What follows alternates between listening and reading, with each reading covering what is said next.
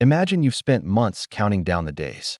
The bags are packed, the out-of-office email is set, and you're ready to finally board that dream Royal Caribbean or Carnival ship. Then, your phone buzzes. One email, 5 words that gut you. Your cruise has been canceled. No real apology, just a vague promise of a refund that might take months. This nightmare is happening to thousands of passengers right now as lines struggle with secret operational failures. Today, we re-exposing the dirty refund games they play. And secret number 7 is the only way to force their hand. 1. The force majeure legal trap. The cruise contract you agreed to with a single click is actually a 40-page legal fortress designed to let the cruise line cancel for almost any reason with zero accountability. Most cruisers think they have rights, but the truth is, you've signed away almost all of them before you even step foot in the terminal. Take the case of a passenger on a 10-day Mediterranean cruise with Royal Caribbean. Just 3 weeks before she was set to sail, the line canceled the entire trip. They cited operational challenges at 2 specific ports but refused to give a real explanation. Because of the force majeure clause buried in the fine print, the definition of an unavoidable event now includes things like mechanical failures and labor strikes, issues the cruise line should actually be responsible for. Because while the line might refund your cruise fare eventually, they aren't legally required to pay for your non-refundable flights, your pre-booked hotels, or the vacation days you've already burned. You are left holding the bag for thousands of dollars in consequential damages while they hide behind their lawyers. Before you book, search the cruise line's website for the guest ticket contract and use Ctrl+F to find the cancellation by carrier section. If you see the phrase "at the cruise line's sole discretion," you are booking at high risk. 2. The Future Cruise Credit (FCC) shell game. When a line cancels your trip, they aren't your friend. They are a multi-billion-dollar corporation trying to keep your cash on their books at all costs. Their first move is almost always to offer you enhanced value credits, usually 125% of what you paid, to tempt you into staying. But here's the catch most passengers miss. One Carnival guest was thrilled to receive a 125% credit after her Alaska sailing was axed. She thought she was getting a deal. Then she tried to use it. She discovered the credit expired in 12 months, was non-transferable, and couldn't be used for taxes, fees, or port expenses. Even worse, the new cruise she wanted was priced 40% higher than her original one, meaning she was actually paying more for a replacement trip she didn't even want. The industry calls this breakage. An estimated 30% to 40% of these credits are never actually used. They simply expire. By accepting that credit, you stop being a customer and start becoming a future liability. You've essentially given the cruise line an interest-free loan for a vacation they never provided. Always demand a full cash refund in your very first response, using the exact phrase, "I do not accept a future cruise credit. I require a full cash refund to the original payment method as per my consumer rights." 3. Why standard travel insurance is failing cruisers. Most smart travelers buy standard travel insurance thinking they are totally protected if something goes wrong. But the truth is, your policy likely has a giant, foreseen risk hole in it. Most passengers think insurance covers any cancellation, but standard policies only cover your reason for canceling, like a medical emergency, not the cruise line's reason. Consider a couple who booked a June Caribbean cruise and bought insurance way back in January. In March, a hurricane damaged one of the key ports on their route. In May, the cruise line canceled the sailing entirely. When the couple filed an insurance claim for their lost airfare, the insurer denied it. The reason? They claimed hurricane season is a foreseen risk in the Caribbean. And since the damage happened before the final payment, the couple should have known the risk. This happens constantly with mechanical issues, too. If a ship has a propulsion failure, the insurance company will argue that the cruise line is responsible for the refund, not them. You end up caught in a loop of finger-pointing while your money sits in limbo. Only by CFAR, cancel for any reason, insurance, which usually costs 40% more, but is the only policy that guarantees a payout when the cruise line changes its mind. 4. Spotting the desperation pricing red flag. If a deal looks too good to be true, it's probably because the cruise line is already planning to pull the plug on that specific sailing. Sudden, massive discounts are often a sign of desperation pricing. meaning the ship is drastically underbooked and at high risk of being canceled or sold off to a private corporate charter. We saw this happen recently with an NCL Western Caribbean cruise. The price for a balcony cabin dropped 4 times in just 6 weeks, plummeting from $1,500 down to $599. Loyal cruisers thought they were getting the steal of a century. Then, exactly 14 days before departure, NCL canceled the entire sailing, citing necessary maintenance. The truth? Underbooked ships are not profitable. If the line can't fill the cabins, it's cheaper for them to cancel the trip, refund the few passengers who booked, and keep the ship in port. Or, more likely, a large corporation stepped in and offered to pay millions to charter the whole ship for a private event, and the cruise line bumped you to make a higher profit. Use a price tracking tool like Cruise Watch. If you see a price cliff where the fare drops by more than 30% in a single week, avoid that sailing. It is a prime target for cancellation. 5. The new ship and dry dock disaster.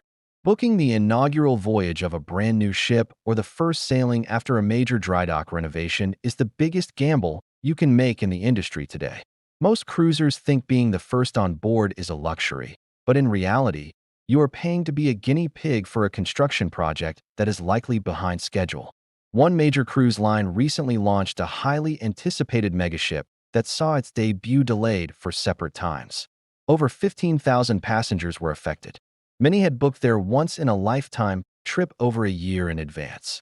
They had flights, hotels, and family reunions planned, only to receive a delay notification just 48 hours before they were supposed to fly to the port.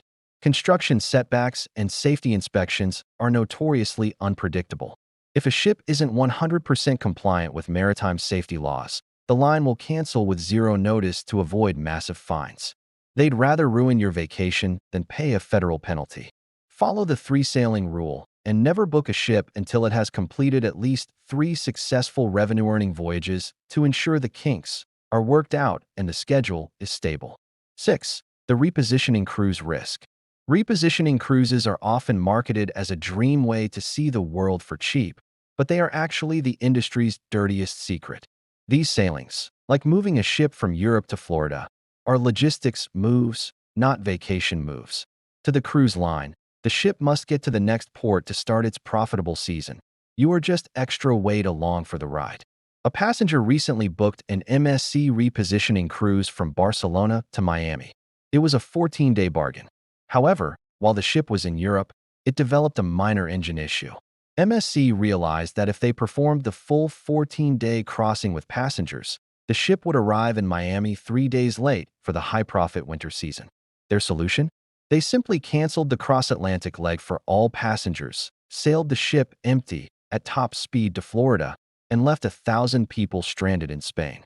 Because these sailings are fringe revenue, repositioning passengers are the first to be sacrificed whenever a schedule shift happens.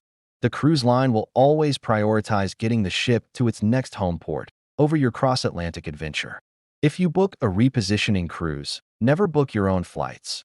Always use the cruise line's Air2C or Fly2Fun programs, which legally force them to rebook your travel if the ship's logistics fail. 7. The federal pressure tactic. If the cruise line is stalling on your cash refund or giving you the runaround on the phone, stop wasting your time with entry-level customer service agents. There is a nuclear option that most cruisers don't know exists, and it is the only way to make a cruise line move faster than a glacier. One passenger waited 87 days for a $5,000 refund from a major line after a mechanical cancellation. She called every week and was told the same thing. It's processing. Finally, she went to the Federal Maritime Commission, FMC, website and filed a formal, unreasonable practice complaint. Within 48 hours, a supervisor from the cruise line's executive office called her personally to apologize and expedited a direct wire transfer. The FMC regulates every cruise line that touches a U.S. port. They hate bad press and they hate federal investigations. Filing a complaint creates a permanent federal record that the cruise line is legally obligated to respond to. It moves your file from the bottom of the pile to the legal department's desk instantly. If your refund takes longer than 30 days, file a free dispute at FMC.gov and send a follow-up email to the cruise line stating, I have opened a formal inquiry with the Federal Maritime Commission regarding this delay. 8.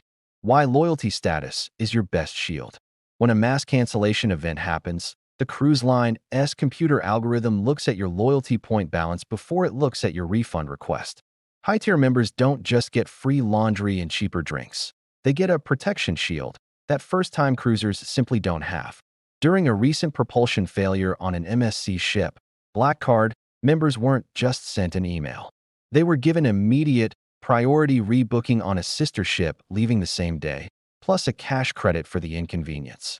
Meanwhile, the first-time cruisers on the same floor were sent a generic "we re-sorry" email and told their refund would take 60 to 90 days. But here's the insider secret. You can borrow this loyalty. If you book through a high-volume travel agency that specializes in cruises, their agency status becomes your status. The cruise line wouldn't risk upsetting an agent who brings them $10 million in business a year, so they will fix the agent's client's problems first to keep the relationship intact. Even if you aren't high-tier, always book through a dedicated cruise-only travel agent. Their professional leverage acts as your insurance policy when the cruise line starts making cuts. 9. The one move that changes everything. The single biggest mistake that 90% of cruisers make is paying their full balance too early. Cruise lines love to offer you a small early payment discount, maybe $50 or $100 off, if you pay in full 6 months before sailing. It sounds like a deal, but the truth is, it's a trap that robs you of all your leverage. Think about two couples on the same canceled sailing. The first couple paid their $6,800 balance 8 months in advance to save a measly $100. When the line canceled, they spent 4 months begging to get their money back. The second couple only paid their $500 deposit and waited until the very last final payment date to pay the rest. When the cancellation email hit, they only had $500 tied up, and they were able to pivot to a different vacation that same afternoon. Once the cruise line has your thousands of dollars, you are no longer a customer. You are a creditor.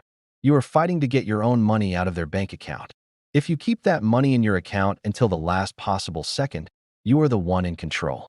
Never pay your balance until the absolute final payment deadline, usually 90 days out, and always use a credit card, which gives you a 60-day chargeback window right up until the day you sail. Thousands of trips are being canceled right now, but you don't have to be a victim of the industry's refund games.